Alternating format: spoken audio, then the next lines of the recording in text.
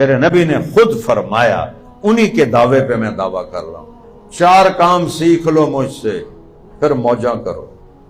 وہ کہہ رہا ہے موجاں کرو 4، اب 5واں بھی نہیں، 5 بھی نہیں۔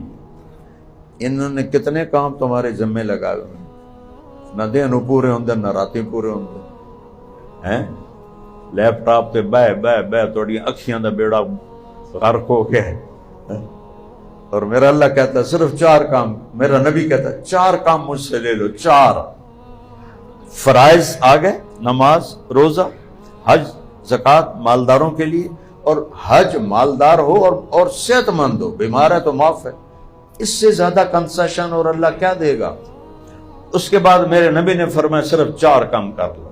صدق و حدیث، ہمیشہ سچ بول، جھوٹ نہ بول،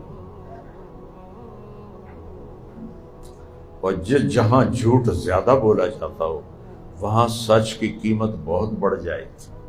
مارکیٹ میں چیز کم پڑ جائے، ریٹ اپ ہوگا کہ نہیں ہوگا؟ کوئی مارکیٹنگ کرنی پڑے گی، حاشر میاں تو بڑا کاروباری ہے، کوئی کرنی پڑے گی مارکیٹنگ، چیز ہی تھوڑی ہے، ریٹ ہو جا رہے ہیں، اور اگر زیادہ ہو تو پھر مارکیٹنگ مینیجر دوڑ دے پھر دے ہوندے بستے چاہ کے۔ پاکستان میں سچ ہے کوئی نہیں، تم سچ بولو عرشوں سے جا لگو، سچ کی قیمت دینی پڑے گی، مفت کا سودا نہیں، سچ کی قیمت دینی پڑے گی۔ 2 آگے دیکھو کیا ہے، اللہ اس کا رسول تمہیں خوش آمدید کہنے والا ہے۔